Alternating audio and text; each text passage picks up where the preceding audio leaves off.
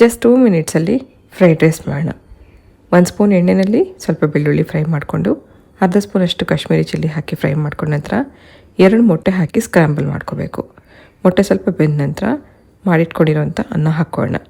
ಇದಕ್ಕೆ left over rice ಇದ್ರೂ ಮಾಡ್ಕೋಬೋದು ಅಥವಾ ಆಗಷ್ಟೇ ಮಾಡಿರೋಂಥ ಅನ್ನ ಕೂಡ ಹಾಕ್ಕೋಬೋದು. ಅನ್ನ ಸ್ವಲ್ಪ ಬಿಡಿಯಾಗಿ ಇರಬೇಕು. ಮೊಟ್ಟೆ ಜೊತೆಗೆ ಅನ್ನ ಸ್ವಲ್ಪ ಹೊತ್ತು ಮಿಕ್ಸ್ ಮಾಡ್ಕೊಂಡ ನಂತರ ರುಚಿಗೆ ಒಂದು ಸ್ವಲ್ಪ ಉಪ್ಪು ಹಾಕೋಣ. ಹಾಗೆ ಇಲ್ಲಿ ಫ್ರೈಡ್ ರೈಸ್ಗೆ ನಾನು ಮುಖ್ಯವಾಗಿ ಹಾಕ್ತಾ ಇರೋದು ಗಾರ್ಲಿಕ್ ಚಟ್ನಿ. ರೀಸೆಂಟಾಗಿ ಗಾರ್ಲಿಕ್ ಚಟ್ನಿ ರೆಸಿಪಿ ಶೇರ್ ಮಾಡಿದ್ದೀನಿ, ಒಂದ್ಸತಿ ಚೆಕ್ ಮಾಡಿ.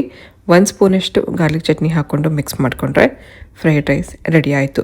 ಬೇರೆ ಯಾವುದೇ ಸಾಸ್ ಆಗಲಿ ಅಥವಾ ಯಾವುದೇ ರೀತಿಯ ಮಸಾಲೆ ಹಾಕ್ತೆ 1 ಸ್ಪೂನಷ್ಟು ಗಾರ್ಲಿಕ್ ಚಟ್ನಿಯಿಂದ ಈ ರೀತಿ ರುಚಿಯಾಗಿರೋಂಥ ಎಗ್ ಫ್ರೈಡ್ ರೈಸ್ ನೀವು 2 ನಿಮಿಷದಲ್ಲಿ ಮಾಡ್ಕೋಬೋದು. So garlic chutney recipe try ಮಾಡಿ, ಅದೇ ಚಟ್ನಿಯಿಂದ ಫ್ರೈಡ್ ರೈಸ್ ಕೂಡ ಟ್ರೈ ಮಾಡಿ ನೋಡಿ, ತುಂಬ ಚೆನ್ನಾಗಾಗುತ್ತೆ. ಸರ್ವಿಂಗ್ ಟೈಮಲ್ಲಿ ಹಾಫ್ ಬಾಯ್ಲ್ಡ್ ಮೊಟ್ಟೆ ಜೊತೆಗೆ ಫ್ರೈಡ್ ರೈಸ್ನ ಸರ್ವ್ ಮಾಡಿ.